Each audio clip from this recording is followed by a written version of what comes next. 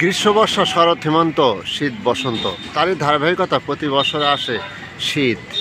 আর তারই প্রভাব মিলেছে উত্তরবঙ্গ এবং বগুড়া জেলায়। আর সকাল 7:30টার দিকে আমাদের চিত্র ধারণ করাতে দেখা যাচ্ছে ঘন কুয়াশায় ঢাকা পড়েছে বগুড়া শহর। সকালের এই ঘন কুয়াশা দেখে মনে হচ্ছে সকাল যেন শেষই হয়নি, কেবল মনে হয় ভোর হলো। শহরের বিভিন্ন স্থান প্রদক্ষিণ করে দেখা গিয়েছে এখনও পর্যন্ত হেডলাইট জ্বালিয়ে বাইরে যেতে হচ্ছে, গাড়ি যান চলাচল চলছে। সকালের এই ঘন কুয়াশার মধ্যে গাড়ি চালকরা গাড়ি নিয়ে বের হয়েছে এবং কর্মের উদ্দেশ্যে সবাই বের হচ্ছে। হ্যাঁ, মানুষের কর্মজীবনের এই কাজটাকে। তবে আবহাওয়াবিদরা বলেছে গত বছরের তুলনায় এবছরে নাকি শীতের প্রকোপ অনেক বেশি হবে। তারই ধারাবাহিকতায় উত্তরবঙ্গ শীতের প্রমাণ মিলেছে আজকে এই ঘন কুয়াশা।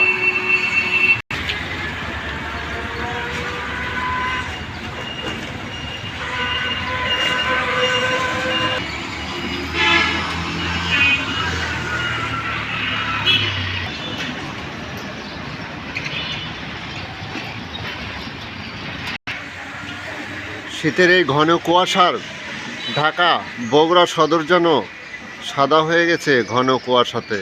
প্রতি বছরের তুলনায় এবছরে শীতের প্রকোপ বেশি হবে বলে আবহাওয়াবিদরা এটা বলেছে। গতকালকে আবহাওয়াবিদদের রিপোর্টে জানা যায় যে গত বছরের তুলনায় এবছরে শীতের প্রকোপ অনেক বেশি হবে, যেহেতু গরমের মধ্যে গরমের তাপমাত্রা ছিল অনেক বেশি।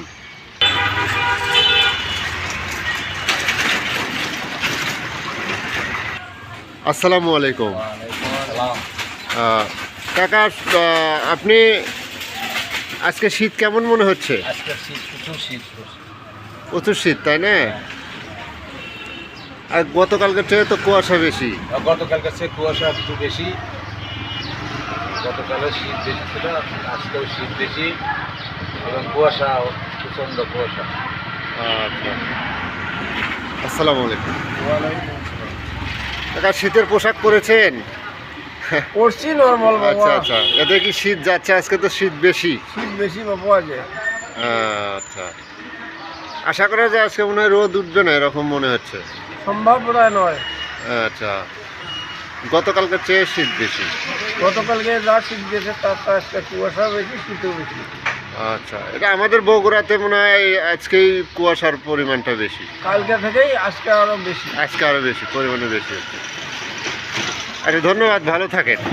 আসসালামু আলাইকুম।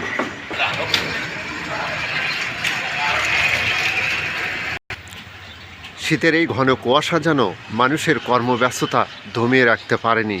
ঘর থেকে বেরিয়েছে সবাই কর্মের উদ্দেশ্যে, যে যার উদ্দেশ্যে কাজের উদ্দেশ্যে চলে যাচ্ছে। ঠান্ডা যেন তাদের ছোঁয়াই দিচ্ছে না, তাদের শরীরে স্পর্শ করতে পারছে না, এমনটাই মনে হচ্ছে।